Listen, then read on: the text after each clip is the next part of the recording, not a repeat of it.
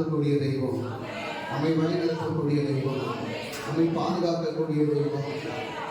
இந்த தெய்வத்தை சோத்திரம் நாம் ஆராதிப்பதற்கு, இந்த தெய்வத்தை நாம் துதிப்பதற்கு உண்மையான மனதோடு, உத்தமமான மனதோடு, புது கிருபைகள் மறுபடியும் மறுபடியும் கர்த்தர் நமக்கு தந்து அந்த கிருபையை நிறைவேற்பதற்கு நம்மை ஒப்புக் கொடுத்து, உன்னதரே உன் மறைவில் தங்கி வாழ்கிறேன், வல்லவரே உன் நிழலில் புகுத்துக் கொள்கிறேன்.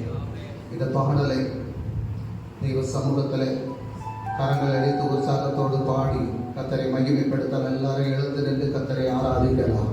Thank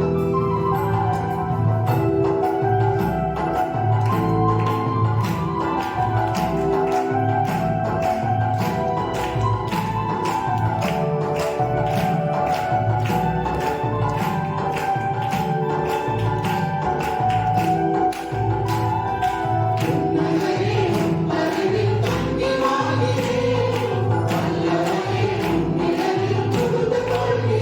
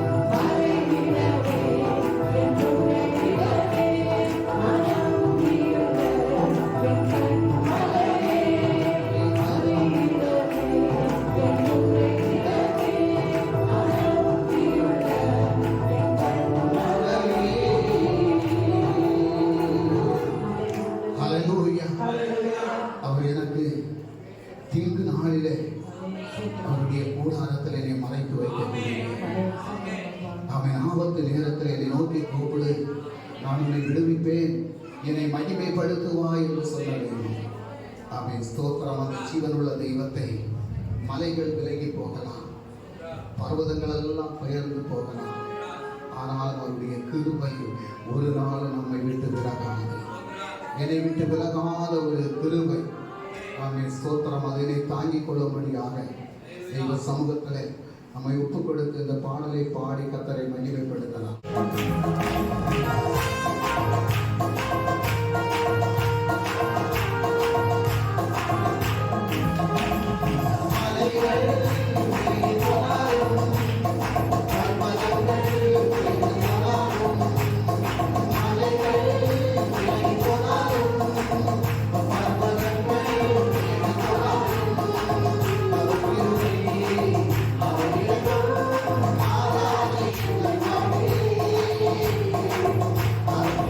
Thank you.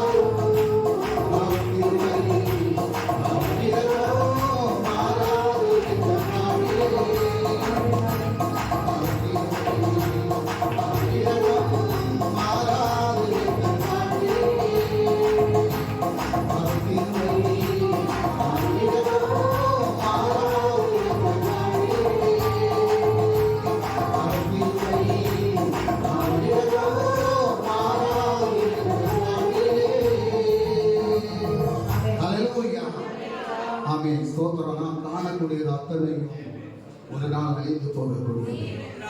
நாம் பார்க்கக்கூடிய எந்த பெரிய பர்வதங்களாக இருந்தாலும் சரி, எந்த பெரிய மலையாக இருந்தாலும் சரி, அதெல்லாம் ஒரு நாள் உடைத்து சுக்கு நூறாக போகக்கூடியது.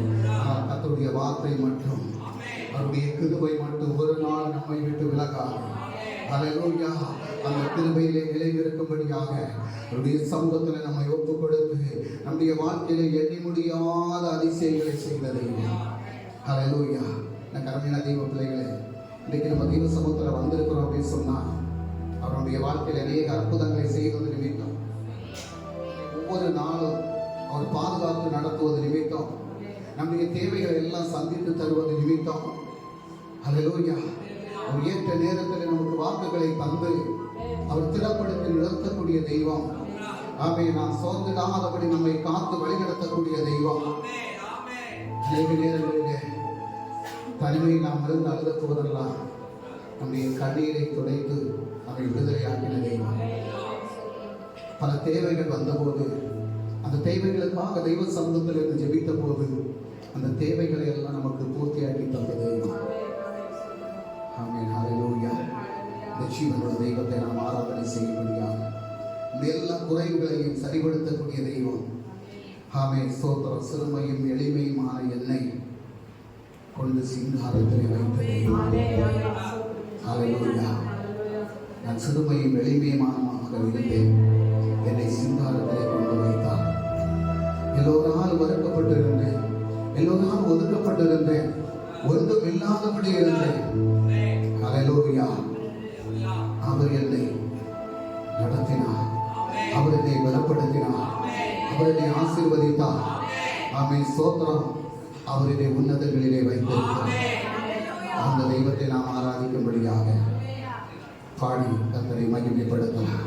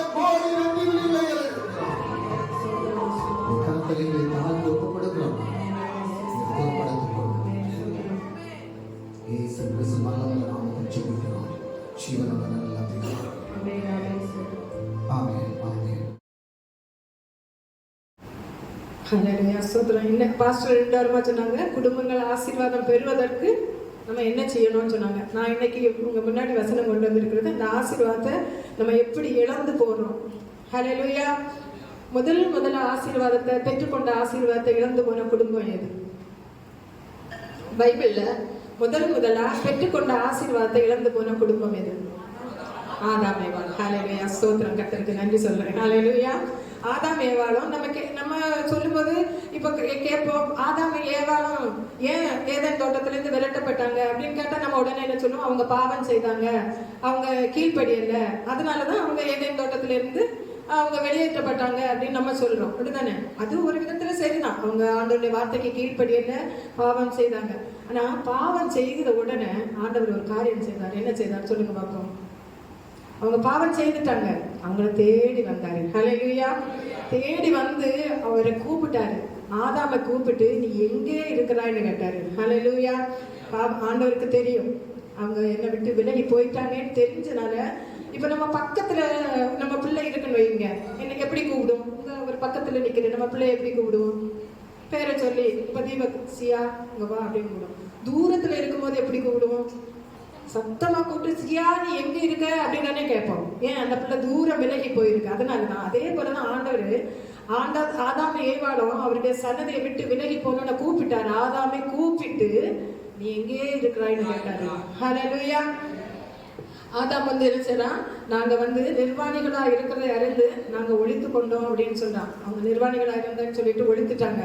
அந்த பாவம் செய்த டைம்ல அவர் தேடி வந்தாரு. ஆனா திரும்ப அவர் ஏன் அவங்க வெளியாகிறதுக்கு, அந்த மகிழ்ச்சியான குடும்பத்தை இழந்து போறதுக்கு என்ன காரணம் தான் நம்ம இப்ப பார்க்க போறோம். நம்ம நினைப்போம் அந்த பாவம் கீழ்ப்படியாம இல்ல. அவங்க ஆண்டவர் கேட்கிறாரு, நீ ஏன் இதை செய்தா அப்படின்னு சொன்னோன்னே ஆதாம் என்ன சொல்றாரு, மனைவி மேல பழி போடுறாரு. நீர் என்னோடு இருக்கும்படியாக தந்த இந்த ஸ்திரீயானவள் எனக்கு கொடுத்தா நான் சாப்பிட்டேன்னு. ஆனா ஆண்டவர் இந்த இதை சாப்பிடக்கூடாதுன்னு எப்ப சொல்றாரு தெரியுமா, அந்த ஏவாளை உருவாக்குறதுக்கு முன்னாகவே ஆதாமிட்ட சொல்லியாச்சு. ஆதாம உருவாக்கணும்னே ஆண்டவர் சொன்னாரு, ஆதாமிட்ட தான் ஆண்டவர் சொன்னாரு. ஆனா ஆதாம் என்ன பண்றாரு, மனைவி மேல பழி போட்டாரு. மனைவி என்ன செய்யறா, பாம்பு மேல பழி போடுறான். அந்த மாறி மாறி குற்றம் சொன்னாங்க பாத்தீங்களா, அந்த ஒரு காரணத்தினால அவங்க ஏதேனும் தோட்டத்தை விட்டு வெளியாகிறாங்க. ஹல்லேலூயா. இன்னைக்கு பாருங்க, நம்ம வாழ்க்கையில எத்தனை பேர் மாறி மாறி அவங்க நம்ம செய்த குற்றத்துக்காக எத்தனை பேர் மாறி மாறி, புருஷன் செய்த குற்றத்துக்காக மனைவியை பழி போடுறோம், மனைவி செய்த குற்றத்துக்காக புருஷனை பழி போடுறோம், பிள்ளைகள் நம்ம செய்த குற்றத்துக்காக பிள்ளைகள் மேல பழி போடுறோம். ஹல்லேலூயா. இப்படி ஒவ்வொருவரும் மாறி மாறி நம்ம செய்த தட்டுகளை மறைத்து நம்ம மற்றவங்க மேல குற்றம் சொல்றதுனால அந்த ஏதேனும் அந்த மகிழ்ச்சியான குடும்பத்தை இழந்து போயிருக்கிறோம். ஹல்லேலூயா. உண்மையா அது ஏன் அந்த இடத்துல மகிழ்ச்சி போயிருந்தா, நமக்கு இப்போ பாஸ்டர் என்ன பற்றி சொன்னாங்கன்னா எனக்கு என்ன வரும், வைராக்கியம் வரும், கோபம் வரும். என்னை பற்றி இவர் எப்படி மற்றவங்களுக்கு முன்னாடி என்ன சொல்லலாம், அவர் மேல தப்ப வச்சுட்டு என்ன சொல்றாரு, நான் என்ன செய்வேன், அடுத்தது நான் சொல்லுவேன். அடுத்தது பழைய கதை வரும். அன்னைக்கு நீ அப்படி சொல்லிட்ட, இன்னைக்கு நீ இப்படி சொன்ன சொல்லிட்டு அந்த குடும்பம் மகிழ்ச்சியை வந்துடும். அதுக்கு பிறகு அது ஒரு நமக்கு சின்ன கசப்பா எப்போதுமே ஒரு பக்கத்துல இருந்துட்டு தான் இருக்கும். அந்த கசப்பு மாறணும்னா என்ன செய்யணும், புருஷனோ மனைவியோ நான் தெரியாம செய்துட்டு மன்னிச்சுட்டு அப்படின்னு சொல்லும் போது அந்த கசப்பு மாறும். அது கேட்காம இருக்கும்போது அந்த கசப்பு என்னைக்கும் அப்படியே தான் இருந்துட்டே இருக்கும். அன்னைக்கு என்ன மற்றவங்களுக்கு முன்னாடி என்ன இப்படி நீங்க கேவலப்படுத்துறீங்களே அப்படின்னு சொல்லி சொல்லி நம்ம ஒவ்வொரு நாளும் மகிழ்ச்சியான குடும்பத்தை மாறி மாறி குற்றம் சொல்லி இழந்து போயிட்டு இருக்கோம். அந்த ஆதாமும் ஏவாளும் குற்றம் சொன்னதை நம்ம அதை லேசான காரியமா எடுப்போம். இதை நீங்க வாசிங்க, யோபுவின் புஸ்தகம் 31வது அதிகாரம் 33வது வசனம். யோபு 31வது அதிகாரம் 33வது வசனம். நான் ஆதாமை போல் என் மீறுதல்களை மூடி என் அக்கிரமத்தை என் மடியிலே ஒளித்து வைத்தேனோ. யோபு கஷ்டப்படும் போது அவருக்கு கஷ்டம் வந்துட்டு, அப்புறம் கஷ்டம் வாரது எதனாலன்னா இப்படிப்பட்ட காரியம். ஆதாம் என்ன செய்யறாரு, நான் செய்த தப்ப அவரு மறைச்சு வச்சுக்கிறாரு. அவருடைய மீறுதல். அந்த பழத்தை வாங்கி சாப்பிட்டதையா அவர் சொல்லியிருக்கலாம் இல்ல, ஆண்டவரை சாப்பிடக்கூடாதுன்னு சொல்லியிருக்காரு, இது வேண்டாம் நீ ஏன் சாப்பிட்ட எனக்கு வேண்டாம் அவரும் சொல்லல. அவரும் மீறி போயிட்டாரு. அவரு மீறி போய் அவருடைய அக்கிரமத்தை ஒழித்து வைத்துட்டு யார் மேல பழி போடுறாரு, ஏவாள் மேல பழி போடுறாரு. அதான் யோபு கேட்கிறாரு, ஆதாமே போல் என் மீறுதல்களை மூடி என் அக்கிரமத்தை என் மடியில நான் ஒளித்து வைத்தேனோ அப்படின்னு கேட்கிறாரு. ஹல்லேலூயா. நம்ம எத்தனை பேர் இன்னைக்கு நம்முடைய மீறுதல்களை நம்ம மடியில நம்ம ஒளிச்சு வச்சுட்டு நம்ம மற்றவர்களை குற்றம் சொல்லி நடக்கிறோம். நான் இப்படி ஆகிறதுக்கு காரணம் என் மனைவி தான், நான் இப்படி ஆகிறதுக்கு காரணம் என் அம்மா தான், நான் இப்படி ஆகிறதுக்கு காரணம் என் பிள்ளைகள் தான். அப்படி மாறி மாறி நம்ம குற்றம் சொல்லி நடக்கிறதுனால இன்னைக்கு மகிழ்ச்சியான குடும்பம் இல்லாம போயிருது. ஹல்லேலூயா. ஹல்லேலூயா. அப்படி அதனால அந்த ஃபர்ஸ்ட் குடும்பம் அப்படி இழந்து போனாங்க. இனி இந்த குற்றத்தை மூடி மறைக்காததுனால இப்போ இந்த ஆதாம ஏவாளும் பாவம் செய்த உடனே ஆண்டவர் சபிக்கிறாரா இல்லையா? சபிச்சு அவங்க பிறகு நல்லா ஏதேன் தோட்டத்துல சுகமா நல்லா சுற்றி நடந்தவங்களுக்கு வேலை செய்து கஷ்டப்பட்டு சாப்பிடக்கூடிய நிலைமை வந்துட்டு. ஏன்? அந்த மாறி மாறி குற்றம் சொன்னது நிமித்தம் அவங்க அந்த சந்தோஷத்தை இழந்து வேலை செய்து கஷ்டப்பட்டு வேலை செய்யக்கூடிய நிலைமைக்கு அவங்க தள்ளப்பட்டாங்க.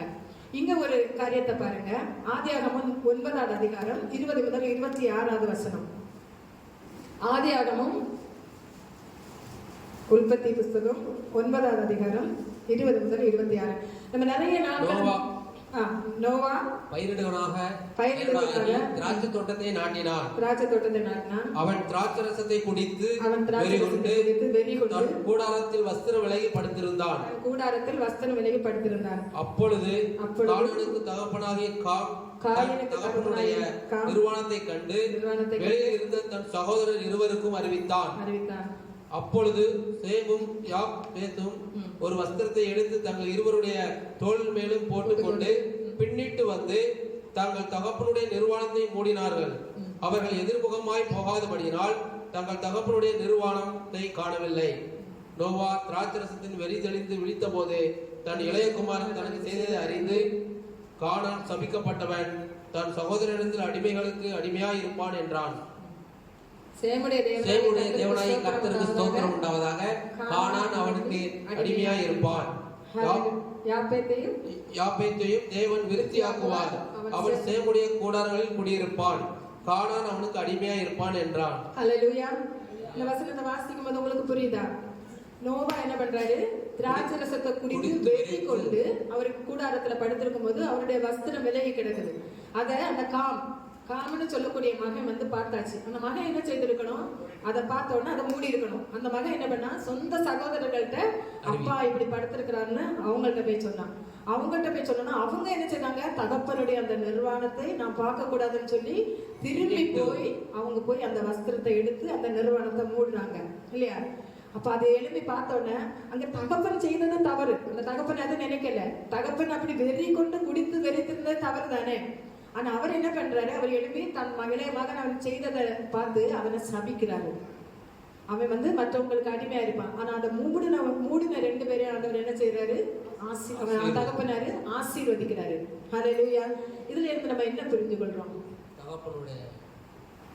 தகப்பனுடைய யாருடைய யாரு என்ன தவறுகள் செய்திருந்தாலும் அதை நம்ம வந்து மற்றவங்கள்ட்ட சொல்லக்கூடாது. ஹல்லேலூயா. நம்ம என்னை பாருங்க, எங்க பார்த்தாலும் உடனே பெண்கள் கூட சேர்ந்தாச்சுன்னு நடி அவ அப்படி அவ இப்படி தானே சொல்றாங்க. அவ அந்த மாதிரி நடக்கிறா, இவ இந்த மாதிரி நடக்கிறா, அவ அப்படி செய்தா, இவ இப்படி செய்தா அப்படின்னு போன்ல எடுத்து பார்த்தாலே இதுதான் நடக்குது. குற்றம் சொல்றதுதான் நடக்குது. மற்றவங்களை பற்றி குற்றம் சொல்லி நடக்கிறது. ஒரு ஆள் ஒரு தவறு செய்யும் போது அதை மறைப்போமே. ஹல்லேலூயா. அதை மறைச்சு அவங்களுக்காக பிரேயர் பண்ணணும். அவங்கள்ட்ட உணர்த்தலாம், நீ செய்யறது தப்பு அப்படின்னு சொல்லி அவங்கள்ட்ட உணர்த்தலாம். மற்றவங்கள்ட்ட போய் சொல்றதுக்காக இல்லை. அவங்க தப்பு செய்யும் போது அதை மூடணும் நம்ம. ஹல்லேலூயா. அப்படி மூடி மறைக்காம இருக்கும்போது அது நமக்கு சாபமா வந்து முடியுது. அந்த சாபம் கடைசி வரை அந்த காமனுடைய சந்ததி முழுவதும் சபிக்கப்பட்ட குடும்பமா தான் இருந்தது. ஹல்லேலூயா. பைபிள்ல நீங்க வாசித்து பார்த்தா தெரியும். அது ஃபுல்லா வந்து அவங்க சபிக்கப்பட்ட குடும்பமா தான் மாறினாங்க. நீதிமொழிகள் 17வது அதிகாரம் 9வது வசனம். அதுல முன்பகுதி நான் வாசிக்கிறேன். குற்றத்தை மூடுகிறவன் சிநேகத்தை நாடுகிறான். ஹல்லேலூயா.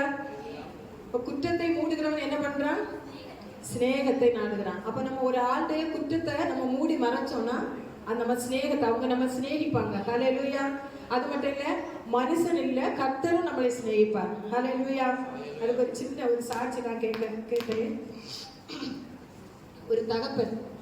ஒரு தகப்பனுடைய ஒரு நல்ல கவனமா கேளுங்க. எல்லாரும் மெசேஜ் கவனமா கேளுங்க. அங்கேயும் அலட்சியமா இருக்காதுங்க. முதல்ல நான் வசனம் சொன்னது என்னன்னா, என்னை அசட்டை பண்ணுகிறவர்களை நான் கனஈனப்படுத்துவேன்னு சொல்றாரு. என்னன்னா என்ன? இப்ப நான் வசனம் சொல்றேன், என்ன இல்ல நீங்க கனஈனப்படுத்துறது கர்த்தருடைய வசனத்தை. கர்த்தருடைய வசனம் கவனமா கேட்கும் போதுதான் அது நம்முடைய வாழ்க்கையில் அது கிரியை செய்து அது நமக்கு பலனை கொண்டு வரும். ஹல்லேலூயா. அப்போ ஒரு தகப்பன் அவருடைய பாக்கெட்ல கொஞ்சம் காசு வச்சிருந்தாரு. அது அந்த பையன் அவருடைய மகன் வந்து திருடி எடுத்துட்டான். அப்ப தகப்பனுக்கு தெரிஞ்சிட்டு என் மகன் தான் அந்த காசை திருடி எடுத்துட்டான் அப்படின்னு தெரிஞ்சிட்டு அவர் வந்து மகனை கூப்பிட்டு கேட்கிறாரு, நீ எடுத்தையா அந்த காசை? அவன் உடனே என்ன சொல்லிட்டான்? போய் சொல்லிட்டான். போய் சொன்ன உடனே அந்த தகப்பன் என்ன சொன்னான் தெரியுமா? ஒண்ணுமே போய் சொல்லிட்டு அவன் போயிட்டு அந்த தகப்பன் அப்படியே அழுதுட்டு அப்படியே ஒண்ணுமே அந்த மகனை ஏன் நீ போய் சொல்லணும் எதுவுமே கேட்கல. அழுது அப்படியே நின்ன உடனே இந்த மகன் போனா என்ன, நான் இப்படி காசை எடுத்துட்டோம், எங்க அப்பா எதுவுமே ஒன்றும் சொல்லலேன்னு திரும்பி பார்க்கும்போது அப்பா அழுதுட்டே உட்கார்ந்துருக்காரு.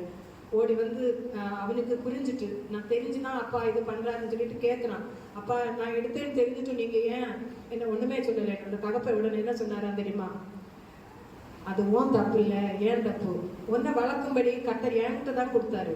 நான் உன்னை நல்லா வளர்க்காதனாலதான் இன்னைக்கு நீ திருட வேண்டிய ஒரு நிலைமை வந்தது அப்படின்னு சொல்லி அந்த மகனுடைய தவறை அந்த தகப்பன் ஏற்றுக்கொண்டார். ஹல்லேலூயா. இன்னைக்கு நம்ம அப்படி நம்ம பிள்ளைகள் ஒரு தவறு செய்துட்டு வந்து யாராவது நம்ம உடனே என்ன செய்வோம்? அடி கொடுப்போம். அப்படி நம்ம அந்த மாதிரி செய்யும் போது அந்த பிள்ளைகள் வந்து திரும்பவும் அதே காரியத்தை தான் செய்யும். ஹல்லேலூயா. ஆனா அன்னைக்கு அந்த தகப்பன், இது உண்மையா நடந்த சாட்சி, ஒரு மகன் சொன்ன சாட்சி. என் தகப்பன் அன்னைக்கு என்னை தண்டிக்காம அவர் கண்ணீர் சிந்தினால என்னுடைய மனசு குத்தப்பட்டு நான் அந்த பாவத்துல இருந்து நான் அதுக்கு பிறகு அந்த மாதிரிப்பட்ட காரியமே நான் செய்யல, நான் போய் பேசல, நான் திருடல. ஒரு தகப்பனுடைய சிநேகம். ஹல்லேலூயா. அந்த எத்தனை தகப்பமாரு உங்க பிள்ளைங்களை, தாய்மாரு உங்க பிள்ளைங்களை எத்தனை பேர் மற்றவங்கள்ட்ட குற்றம் சொல்லி நடக்கிறோம். ஹல்லேலூயா. என் பிள்ளை அப்படி செய்து, என் பிள்ளை இப்படி செய்து, அவ அப்படி பேசுறா இப்படி பேசுறான்னு அப்படி எல்லாம் சொல்லக்கூடிய நம்ம ஏன் ஜெபிக்க கூடாது? என் பிள்ளை இப்படி மாறணும், என் மகன் குடிக்கிறான், என் மகன் அப்படி செய்யறான், என் மகன் அங்க போறான், என் மகன் இங்க போறான், இதெல்லாம் கர்த்தர் பார்த்துட்டு இருக்கிறாரா இல்லையா? இப்படி எல்லாம் நம்மளை ஆண்டவர் சொல்லி நம்மளை அவர் கைவிட்டு இருந்தாருன்னா நம்ம எனக்கு இந்த இடத்துல நிக்க முடியுமா? நம்ம செய்த தவறுக்காக அவர் என்ன செய்தாரு? ரத்தம் சிந்தினாரு. அவர் ரத்தம் சிந்தினார். நம்ம ரத்தம் சிந்த வேண்டாம். அந்த குழந்தைகளுக்காக நம்ம ஜெபிக்கலாமே, நம்ம பிள்ளைங்களுக்காக ஜெபிக்கலாமே. ஏன் அவங்க வளர்ந்தவங்களா இருக்கட்டும், அவங்க திருமணம் முடிஞ்சவங்களா இருக்கட்டும், யாரா இருக்கட்டும், அந்த பிள்ளைங்க எல்லாம் கர்த்தர் நமக்கு தந்தது. ஹல்லேலூயா. அந்த பிள்ளைங்களுக்காக நம்ம ஜெபிக்க வேண்டியது நம்முடைய கடமை. பிள்ளைங்க கர்த்தருடையது. நம்மள்கிட்ட ஆண்டவர் வளர்க்க தந்திருக்கிறாரு. அந்த பிள்ளைகளை நம்ம வளர்த்தி அவருடைய கரங்கள்ல ஒப்பு கொடுக்கணும். அந்த பிள்ளைகள் தவறி போறதுக்கு காரணம் தாய் தகப்பன் தான். நான் கண்டிப்பா சொல்லுவேன். அது எங்க பிள்ளைகளா இருந்தாலும் சரி தான், யாருடைய பிள்ளைகளா இருந்தாலும் சரி, ஒரு பிள்ளை தவறி போகுதுன்னா அதற்கு காரணம் தாய் தகப்பன் தான். தாய் தகப்பனுடைய ஜெபம் சரியில்லை. தாய் தகப்பன் பிள்ளைகளை குற்றம் சொல்லி நடக்கிறாங்க. ஏன் அந்த மாதிரி குற்றம் சொல்லாத அந்த பிள்ளைகளை எப்படி சரி பண்ணலாம் அப்படின்னு நினைக்கிறாங்க. இன்னைக்கு நமக்கு வீட்டுல ஒரு வாகனம் இருக்குன்னு வச்சுக்கோங்க. அந்த வாகனம் ஏதாவது ஸ்கிராச் ஆச்சு, ஏதாவது ஒரு கம்ப்ளைண்ட் நம்ம என்ன பண்ணுவோம்? அந்த எப்படி சரி பண்ணலாம் அப்படின்னு தான் பார்ப்போம். அதுக்காக நம்ம என்ன செய்யலாம் அப்படின்னு சொல்லி ஒரு வாகனத்தை நம்ம அப்படி சரி பண்ண இது பண்ணும்போது நம்முடைய சொந்த பிள்ளைகளை அப்படி திருத்துவதற்கு, அந்த பிள்ளைகளுக்கு என்ன சரியில்லை, அவங்க எதுல பின்தங்கி போயிருக்காங்க, எப்படி இருக்காங்கன்னு பார்த்து சரி செய்யறதுக்கு கர்த்தர் நமக்கு ஞானத்தை தந்திருக்கிறார். ஹல்லேலூயா. நமக்கு ஒரு பாடலாமா? ஒரு தாய் தேற்றுவது போல என் தகப்பன் என்னை தேற்றுகிறார். ஹல்லேலூயா. என்னை மார்போடு சேர்த்து அடைந்த எல்லாரும் அந்த பாடலை பாடும்போது நெஞ்சோட கை சேர்த்து சொல்லுங்க. ஒரு தாய் தேற்றுவது போல என் நேசர் என்னை தேற்றுகிறார். அந்த உலகத்தில் உள்ள தாய் தகப்பன் நம்மளை தேற்றாம இருக்கலாம். நம்ம தவறு செய்யும் போது அவங்க நம்மளை வெறுக்கலாம், நம்மளை திட்டலாம், பேசலாம். இயேசு ஒரு நாள் நம்மளை தள்ள மாட்டார். ஹல்லேலூயா. எல்லாரும் மனசுல உருகி அந்த பாடலாமா? ஒரு தாய் தேற்றுவது போல் என் நேசர் தேற்றுவார். ஒரு தாய் தேற்றுவது போல் என் நேசர் தேற்றுவார்.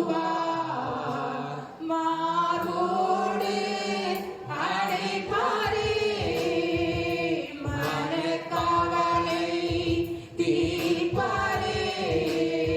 மார்போடு அழைப்பாரே, மனக்கவலை தீர்ப்பாரே. ஒரு தாய் தேற்றுவது போல் என் நேசர் தேற்றுவார். ஒரு தாய் தேற்றுவது போல் என் நேசர் தேற்றுவார். ஹல்லேலூயா. ஹல்லேலூயா. ஹல்லேலூயா. ஹல்லேலூயா. ஆமென். ஹல்லேலூயா. ஒரு தாய் தேற்றுவது போல நம்மை தேற்றக்கூடிய ஒரு தெய்வம். ஹல்லேலூயா. ஹல்லேலூயா. ஒரு குடும்பத்தை போற்றி பாதுகாக்கக்கூடியது ஒரு தலைவர், குடும்ப தலைவனுடைய கடமை. ஹல்லேலூயா. நோவாட்ட தான் ஆண்டவர் சொன்னார் ஒரு பேழையை உண்டு பண்ணணும். ஹல்லேலூயா. அந்த பேழையை உண்டு பண்ண சொல்லிட்டு நான் டைம் இல்லாதனால வசனத்துக்கு எல்லாம் போகாம நான் சொல்றேன். அந்த பேழையை உண்டு பண்ண சொல்லிட்டு அவர் சொல்லுவாரு, இது உள்ளும் புறம்புமாக நீ கீழ் பூசுன்னு சொல்லுவாரு. ஹல்லேலூயா. கீழ் பூசுறது எதுக்கு? உள்ள போகாம இருக்கிறதுக்கு. ஹல்லேலூயா. அப்ப ஒரு குடும்பத்துடைய தலைவன் தான் ஆண்டவர் சொல்றாரு, நீ ஒரு பேழை, உனக்கு ஒரு குடும்பத்தை நீ கட்டு. அந்த குடும்பத்தை நீ கட்டிட்டு நீ உள்ளும் புறம்புமாக நீ தான் அதை பாதுகாக்கணும். அதுல வெளியே உள்ள எது தண்ணி எது வராம வேற எந்த பிரச்சனைகளும் வராம பாதுகாக்கக்கூடியது ஒரு தகப்பனுடைய கடமை. ஹல்லேலூயா. அந்த தகப்பன் அதை செய்ய தவறக்கூடாது. ஹல்லேலூயா. கர்த்தர் ஒரு பெட்டகத்தை பேழையை உண்டு பண்ண சொல்லி அந்த நோவாவையும் அவருடைய குடும்பத்தை முழுவதையும் அந்த பேழைக்குள்ள பாதுகாத்தார். ஹல்லேலூயா. அதே போல இன்னைக்கு குடும்பத்தை பாதுகாக்கக்கூடிய ஒரு பொறுப்பு தகப்பனுக்கு தான் உண்டு. இப்ப நிறைய பேர் சொல்லும்போது என்ன சொல்லுவாங்க, புத்தி உள்ள ஸ்திரீ தன் வீட்டை கட்டுவாள், புத்தி இல்லாதவள் அதை தன் கையால் இடித்து போடுவாள். அது எப்படி வீட்டை கட்டுவாள்? அந்த குடும்பத்துல உள்ள அந்த புருஷன் மனைவி அந்த பிள்ளைகளை அவங்களை கட்டுறதுதான் ஒரு மனைவியுடைய வேலை. ஆனா அதை அந்த வீடு பணியக்கூடியது ஒரு புருஷனுடைய வேலை, அதை பாதுகாக்கக்கூடியது ஒரு புருஷனுடைய வேலை. ஹல்லேலூயா. வீடு ஞானத்தினாலே கட்டப்பட்டு விவேகத்தினாலே நிலைநிறுத்தப்படும். ஹல்லேலூயா. ஞானம் யாரு? பெண்கள். விவேகம் யாரு? ஆண்கள். ஹல்லேலூயா. ஞானத்தினால கட்டப்பட்டு அது ஒரு புருஷனால தான் அது நிலைநிறுத்தப்படணும். ஹல்லேலூயா. ஹல்லேலூயா. இப்ப பாருங்க, நம்ம பைபிள்ல பார்க்கும்போது யோசேப்பு மரியாள் நியமிக்கப்பட்டவங்க. ஆனா நியமிக்கப்பட்ட மரியாள் ஒரு கர்ப்பவதி ஆனதும் யோசேப்பு என்ன செய்தாரு? அவளை மத்தேயு 1 அதிகாரம் 19 வசனம், அவள் புருஷனாகிய யோசேப்பு நீதிமானாயிருந்து அவளை அவமானப்படுத்த மனதில்லாமல் ரகசியமாய் அவளை தள்ளிவிட யோசனையாய் இருந்தான். ஹல்லேலூயா. ஹல்லேலூயா. ஹல்லேலூயா. இயேசு மரியாளுடைய கர்ப்பபத்திரத்துல உருவாயாச்சு. அவன் நீதிமானாக இருந்து அவளை அவமானப்படுத்த மனதில்லாமல். ஹல்லேலூயா. அவர் அவமானப்படுத்தல. அதுக்கு பிறகு சொப்பனத்துல தூதர்களால் அவர்கள் கட்டளை பெற்று அவர் என்ன செய்தாரு? கூடவே அந்த மரியாளோடு கூடவே இருந்தார். ஹல்லேலூயா. அவர் ஒரு நாளாவது இது என் பிள்ளை உன் பிள்ளைன்னு எங்கேயாவது சொல்ல கேட்டிருக்கிறோமா? இயேசு அவருடைய பிள்ளை. ஹல்லேலூயா. அவர் காணாம போகும்போது அங்க போய் மரியாதை இயேசுட்ட என்ன கேட்பாங்க தெரியுமா? உன் தகப்பனும் நானும் உன்னை தேடினோமே. ஹல்லேலூயா. ஆனா உண்மையிலே அவர் தகப்பனா? இல்ல. ஆனா அவங்க அந்த உரிமை அங்க இருந்தனாலதான் அந்த மரியாதை அப்படி சொல்றாங்க, உன் தகப்பன். ஹல்லேலூயா. உன் தகப்பனும் நானும் உன்னை தேடினோமே. ஹல்லேலூயா. அந்த யோசேப்பு என்ன பண்றாரு? அந்த மரியாதை அவமானப்படுத்த மனதில்லாம அவர் அதுக்கு பிறகு அவங்களோட கூடி வாழ்ந்து அப்படி எல்லாம் நீதிமானாக இருந்தனாலதான் நமக்கு இன்னைக்கு இயேசு ஒரு ரட்சகர் கிடைத்தார். ஹல்லேலூயா. ஹல்லேலூயா. நம்ம இன்னைக்கு எத்தனை பேர் அவமானப்படுத்துறோம்? மனைவி அவமானப்படுத்துறோம், பிள்ளைகளை அவமானப்படுத்துறோம், புருஷனை அவமானப்படுத்துறோம். ஏதாவது ஒரு பிரச்சனைகள் வந்தா நம்ம உடனே யார்ட்டையாவது போய் சொல்றோம். ஹல்லேலூயா. அவமானப்படுத்தி நடக்கிறோம். ஹல்லேலூயா. ஆனா நீதிமான இருந்து அதெல்லாம் நம்ம மனசுக்குள்ள வச்சிருந்தா ஹல்லேலூயா, அந்த இயேசு ரட்சகர் பிறந்தது போல நம்முடைய குடும்பத்துல ஒரு மகிழ்ச்சி பிறக்கும். ஹல்லேலூயா. ஹல்லேலூயா. ஒரு வசனம், யாக்கோபு 5 அதிகாரம் 9 வசனம் நான் வாசிக்கிறேன். சகோதரரே, நீங்கள் நியாயம் தீர்க்கப்படாதபடிக்கு ஒருவருக்கு ஒருவர் விரோதமாக முறையிடாதிருங்கள், இதோ நியாயாதிபதி வாசற்படியில் இருக்கிறார். ஹல்லேலூயா. இன்னைக்கு எல்லா குடும்பத்திலையும் பாருங்க, ஒருவருக்கு ஒருவர் விரோதமா தான் முறையிடணும். லைட்டா தான் ஒரு வார்த்தை வரும், ஒரு வார்த்தை வந்தோன்னா அடுத்தது ஒரு வார்த்தை வரும். அங்க ஒருவருக்கு ஒருவர் விரோதமா முறையிடுவாங்க. யார் வாசற்படியில நிக்கிறாரு? நியாயாதிபதி வாசற்படியில நிக்கிறாரு. ஹல்லேலூயா. நியாயம் தீர்க்கக்கூடிய தெய்வம். ஹல்லேலூயா. நமக்கு எல்லாருக்குமே தெரியும் யார் மேல தப்புன்னு நமக்கு தெரியும். அந்த எந்த இடத்துல நான் முன்னாடி உங்களுக்கு சொல்லி இருக்கிறேன், ஒரு கழுதையை போல வாக்குவாதம் பண்ணக்கூடாதுன்னு. ஹல்லேலூயா. நம்ம என்ன பண்றோம்? ஒவ்வொரு நாளும் ஒரு கழுதையை போல நீ சரி நான் சரி அப்படின்னு வாக்குவாதம் பண்ணிட்டு தான் இருக்கிறோம். ஆனா ஆண்டவர் என்ன சொல்றாரு? நியாயாதிபதி வாசற்படியில் நிற்கிறாரு.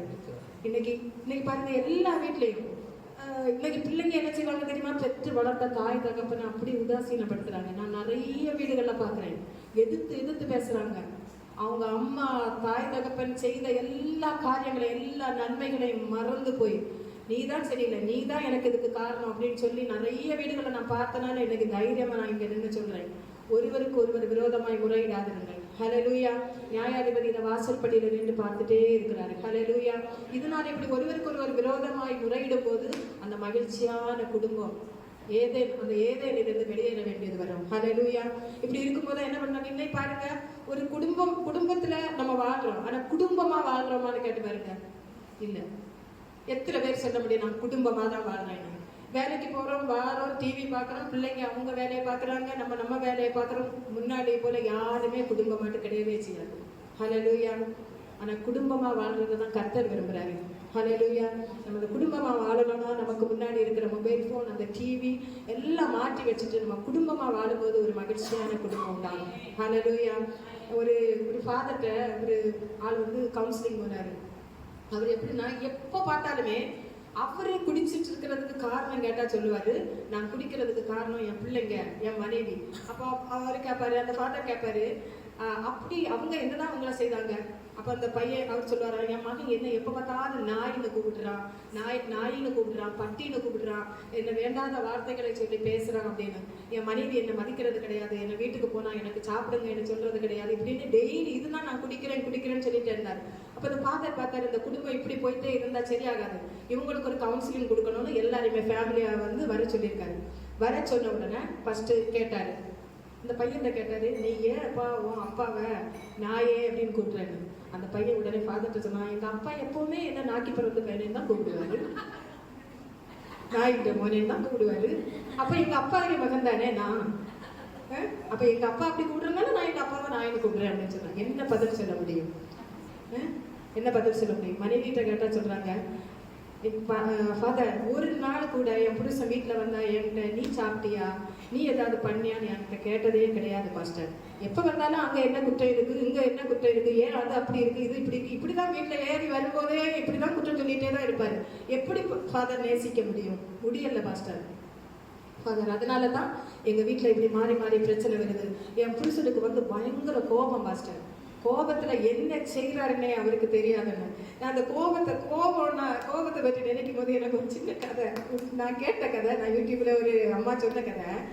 ஒரு பாம்பு என்ன பண்ணிச்சு தெரியுமா? ஒரு வீட்டுல அடுக்களை வாசல் திறந்து கிடந்தோன்னு அந்த பாம்பு என்ன பண்ணிட்டு அந்த பையன் அந்த வாசல் அடுக்களை ஜன்னல் வழியாட்டு உள்ளார போயிருக்கு.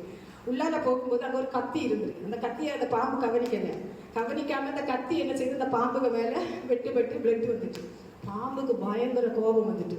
கோபம் வந்த உடனே பாம்பு, நீ என்னையே, நான் மற்றவங்களை கடிச்சு கொள்ள முடியும், நீ என்னைய வெட்டிட்டே, எனக்கே ரத்தம் வர வச்சுட்டேன்னு சொல்லிட்டு பாம்பு என்ன செய்து கோபத்துல கத்திக்க மேல ஆண்டி எங்கேயும் மாறி கொத்தி பாம்பு கஷ்டமாட்டு போயிட்டு. அந்த கோபத்தினால அந்த பாம்பு தன்னைத்தானே அழித்து கொண்டது. ஹல்லேலூயா. இன்னைக்கு நம்ம எத்தனை பேர் அந்த கோபத்தினால நம்மளே அழிச்சு கொண்டிருக்கிறோம். ஹல்லேலூயா. கொஞ்சம் யோசித்து பார்ப்போமா? இந்த கோபம் தான், மனுஷனுடைய கோபம் தெய்வத்தினுடைய நீதியை நடப்பிக்காதுன்னு சொல்லிட்டு, இந்த கோபத்தை நிமித்தம் அந்த குடும்பங்கள்ல மகிழ்ச்சியே கிடையாது, சந்தோஷமே கிடையாது. சந்தோஷம் இல்லாம தான் ஒவ்வொரு குடும்பமும் இன்னைக்கு வரை வாழ்ந்துட்டு இருக்கு. நாங்க நிறைய குடும்பங்களை பார்த்திருக்கோம், நம்ம கிறிஸ்தவ குடும்பங்களை பார்க்கிறோம். ஆனா நான் இன்னைக்கு சொல்றேன், நான் உண்மையாவே சொல்றேன், நிறைய கிறிஸ்துவ அறியாத குடும்பங்கள்ல சமாதானமா இருக்காங்க. ஹல்லேலூயா. சொல்லுங்களா ஒரு ஹல்லேலூயா. கிறிஸ்துவ உண்மையா இல்லையா? கிறிஸ்துவ அறியாத குடும்பங்கள்ல அவங்க புருஷன், மனைவி, பிள்ளைங்க, அப்பா, அம்மா எல்லாருமே சந்தோஷமா இருக்கிறாங்க. ஆனா கிறிஸ்துவ அறிந்த குடும்பத்துல சண்டை, பிரச்சனை எல்லாம் ஒவ்வொரு நாளும் நடந்துட்டே இருக்கு. இதுக்கெல்லாம் காரணம் என்னன்னு நான் இப்ப சொல்றேன். கொஸ்டின் கேட்கும்போது ஆன்சர் சொல்லணும். எதனால குடும்ப மகிழ்ச்சியை இழக்கிறதுக்கு காரணம் எது?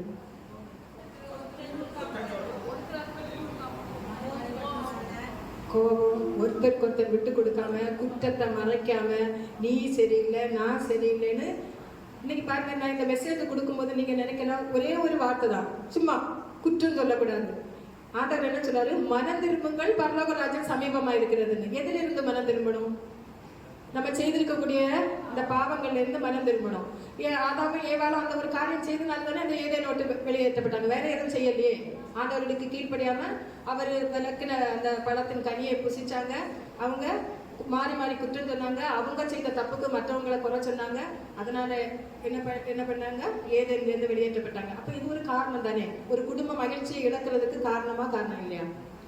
அப்ப நம்ம கிறிஸ்தவங்களுக்கு இது தேவையா இல்லையா?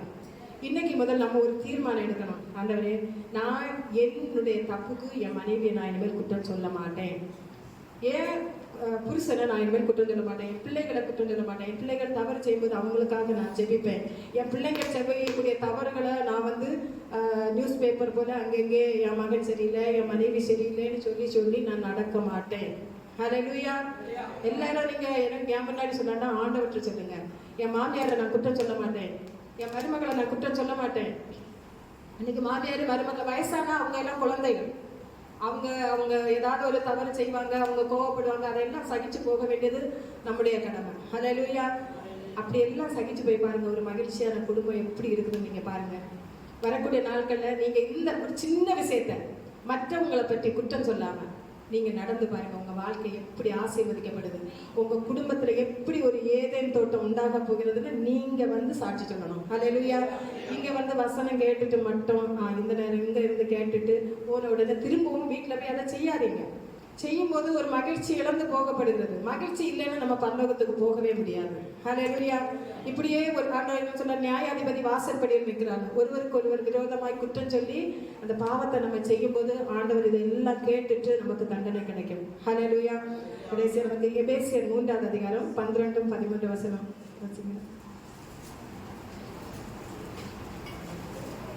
எபேசியர் 3ஆம் அதிகாரம் 12-13. ஆகையால் நீங்கள் தேவனால் தெரிந்து கொள்ளப்பட்ட பரிசுத்தரும் பிரியருமாய் உருக்கமான இரக்கத்தையும் தயவையும் மனத்தாழ்மையும் சாந்தத்தையும் நீடிய பொறுமை தரித்து கொண்டு ஒருவரை ஒருவர் தாங்கி ஒருவர் பேரில் ஒருவருக்கு குறைபாடு உண்டானால் கிறிஸ்து உங்களுக்கு மன்னித்தது போல ஒருவருக்கு ஒருவர் மன்னியுங்கள். ஹல்லேலூயா. என்ன பண்ணணுமா? என்ன பண்ணணும் சொல்லுங்க. பாஸ்டர் எத்தனை நாளா அந்த வசனம் சொல்லியிருக்காங்களா இல்லையா? வசனம் சொல்லி என்ன செய்யணும்? உருக்கமா நீங்கள் தெரிந்து கொள்ளப்பட்ட பரிசுத்தரும் பிரியருமாய் உருக்கமான இரக்கத்தையும் தயவையும் மனத்தாழ்மையும் சாந்தத்தையும் நீடிய பொறுமையும் தரித்து கொண்டு இதெல்லாம் நம்ம பார்க்கும்போது நம்மளை பார்த்தா என்ன பார்த்தா சொல்லணும்? சீலா சிஸ்டரா, அவங்க நல்ல பொறுமை உள்ளவங்க, அவங்க நல்ல தயவுள்ளவங்க, அவங்க நல்ல நீடிய பொறுமை உள்ளவங்க, அவங்க சாந்த உள்ளவங்கன்னு என்ன பார்த்து சொல்லணும்? உங்களை பார்த்து சொல்லணும். ஹல்லேலூயா. அப்படி சொல்லும்படி நடந்து கொள்வீங்களா? எனக்காக சொல்ல வேண்டாம், உண்மையா நம்ம அப்படி நடந்து ஒருத்தர் பேர் ஒரு குறை உண்டுன்னா நீங்க மன்னிச்சுங்களா? மன்னிச்சு நம்ம வந்து கிறிஸ்து நமக்கு மன்னித்தது போல, கிறிஸ்து நமக்கு மன்னித்ததுனாலதான் நம்ம இன்னைக்கு இந்த இடத்துல நிக்கிறோம். கிறிஸ்து நமக்கு மன்னித்தது போல நம்ம ஒருவருக்கு ஒருவர் மன்னிக்கணும். ஹல்லேலூயா. ஹல்லேலூயா.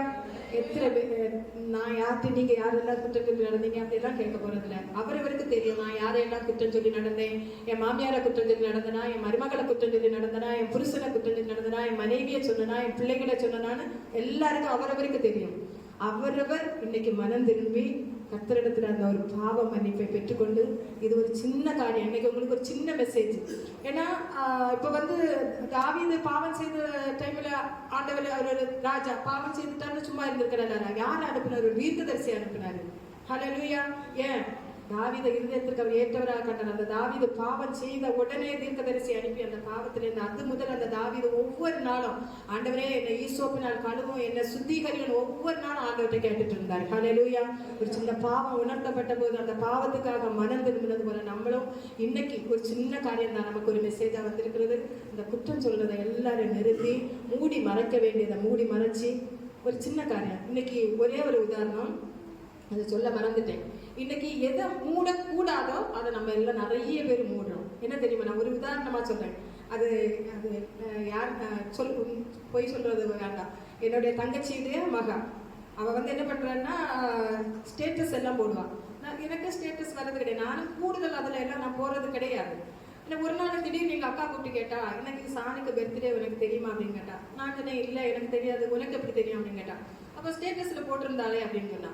நான் உடனே ஸ்டேட்டஸ்ல போட்டிருந்தாலும் அப்படின்னு சொல்லி அப்பந்தான் நான் எடுத்து போன பார்த்துட்டு எனக்கு இல்லை, எனக்கு என்னுடைய இதுல காலம் இல்லை. அப்ப நான் திரும்ப அவளை கூப்பிட்டு கேட்கறேன், உனக்கு போட்டிருக்காளா? ஆமா எனக்கு போட்டிருக்கா. என் மனசு எல்லாம் அப்படியே உடைஞ்சு போயிட்டு. ஏன்? அப்போ இப்ப உள்ள இந்த காலத்துல அவங்களுக்கு எல்லாம் தெரியுது, ஸ்டேட்டஸ் மறைச்சு வைக்கணும் அப்படின்னு எல்லாம் தெரியுது. அதனால அவ என்ன பண்ணிருக்கா, நான் பார்க்க கூடாதுன்னு அதை மறைச்சு வச்சிருக்கிறான். எனக்கு மனசு கொஞ்ச நாள் சரியில்லாம இருந்து, ஆனா நான் நினைச்சு இது இப்படியே வச்சுட்டு இருந்தேன், எனக்கு ரொம்ப சங்கடமா கூப்பிட்டு கேட்டுட்டேன். அப்ப அவ சொன்ன காரணம் என்னன்னா, நான் வந்து இடைக்கிட சினிமா பாட்டெல்லாம் போடுவேன், அதனால நீங்க பார்த்து என்ன சண்டைக்கு போடுவீங்க, சண்டை வைக்க வருவீங்க, அதனால நான் அதை மறைச்சு வச்சேன் அப்படின்னு சொன்னான். நான் சொன்னேன் இந்த மாதிரி நீ செய்யாத, நீ அந்த காரியம் செய்தனால என் மனசு எவ்வளவு வேதனைப்பட்டு தெரியுமா, எல்லாருக்கும் தெரியுது, ஏன்னா என்ன நீ மறைச்சு வச்சிருக்குதே அப்படின்னு. அப்ப நம்ம நிறைய பேர் அப்படிதான் செய்யறோம். நம்ம வந்து போடக்கூடிய ஏதாவது காரியங்கள் ஏதாவது மற்ற அவ செய்தது போதாவது அவ புருஷன்ட்டையும் சொல்லிட்டா, நீங்களும் வந்து மறைச்சு வச்சிருங்க, நீங்க மறைச்சு வைக்கலன்னு சொல்லியாச்சுங்கன்னா அவங்க கண்டுபிடிச்சிருவாங்க அப்படின்னு சொல்லி. அப்ப தானும் பாவம் செய்து புருஷனையும் பாவம் செய்த வச்சான். இன்னைக்கு சொன்னதுனால இன்னைக்கு எல்லாம் இது வந்துட்டு இருக்காங்க. நான் அதிகமா அதுல பார்க்க போறது கிடையாது. ஏன்னா இப்படி ஏதாவது பார்த்தா நம்ம மனசு குழம்பி போயிருவேன்னு பாக்குறது கிடையாது. அப்படி மறைக்க கூடாததை மறைக்கிறதும் மறைக்க வேண்டியதை மறைக்காம இருக்கிறதும் தவறு. ஹல்லேலூயா. அப்ப இதெல்லாம் நம்ம யார்கிட்ட எல்லாம் அந்த குற்றங்கள் குறைவுகள் இருக்கிறதோ அதையெல்லாம் இன்னைக்கு உணர்ந்து ஒரு பாவ மன்னிப்பு நிச்சயத்தை நம்ம இன்னைக்கு பெற்றுக்கொள்ளணும். ஹல்லேலூயா. இயேசு தருகிறார், இன்று தருகிறார். ஹல்லேலூயா. இப்ப தருகிறார், இன்றைக்கே ரட்சணிய நாள். ஹல்லேலூயா. அந்த பாடலை பாடி நாம் கர்த்தரை மகிமைப்படுத்தலாம்.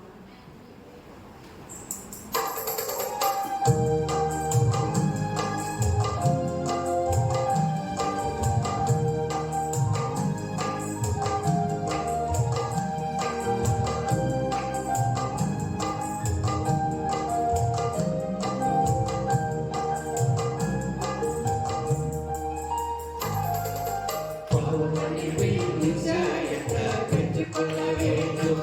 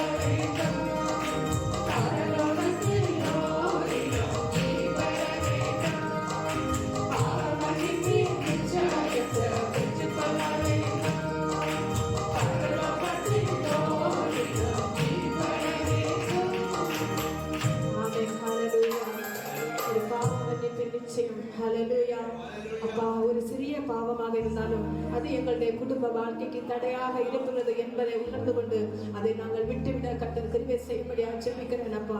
அப்பா, நீ சொல்லி இருக்கிறீர் ஆண்டவரே, என்னை அசட்டை பண்ணுகிறவர்களை நான் கனஈனப்படுத்துவேன் என்று சொல்லி அப்பா, உண்மை அசட்டை பண்ணாதபடி கர்த்தருடைய வார்த்தைக்கு கீழ்ப்படிந்து அப்பா, கர்த்தருடைய நாம மகிமைக்கு என்று நாங்கள் வாழ ஒவ்வொருவரை நீர் பலப்படுத்தும்படியாக ஜெபிக்கிறேன் அப்பா. வந்த ஒவ்வொரு பிள்ளைகளை நீர் ஆசீர்வதிக்கும்படியாக ஜெபிக்கிறேன் அப்பா. உம்முடைய ஆசீர்வதிக்கப்பட்ட கரம் ஒவ்வொரு பிள்ளைகள் மீது வைக்கப்படும்படியாக ஜெபிக்கிறேன் அப்பா. ஸ்தோத்திரம் துதிக்கிறேன். இன்று முதல் பிள்ளைகளுடைய வாழ்க்கையில ஒரு மாற்றம் உண்டாகட்டும் அப்பா. என்னோடு அந்த குற்றம் சொல்லுகிற பாவம் மாறி போகட்டும் அப்பா. அந்த குற்றம் சொல்வது ஒரு ஆவி என்பதை உணர்ந்து கொள்ளட்டும் அப்பா. அந்த குற்றம் சொல்லுகிற ஆவி இயேசுவின் நாமத்தில் ஒவ்வொரு பவனத்தை விட்டு நீங்கும்படியாக ஒரு மகிழ்ச்சியான ஏதேனை ஒவ்வொரு குடும்பமும் பெற்றுக்கொள்ளும்படியாக கர்த்தர் அற்புதம் செய்யும்படியாக ஜெபிக்கிறேன் அப்பா. ஒவ்வொரு பிள்ளைகளையும் உடைய கரம் வைத்து ஆசீர்வதிக்கும்படியாக ஜெபிக்கிறேன். பகவான்களுக்கு மடங்கி போகும்போது உம்முடைய பிரசன்னமும் உம்முடைய கருதலும் உம்முடைய கூட்டாய்மை பிள்ளைகளோடு கூட இருக்கட்டும் அப்பா. ஸ்தோத்திரம். அப்படியே செய்வதற்காக உமக்கு நன்றி செலுத்துகிறேன். ஸ்தோத்திரம்.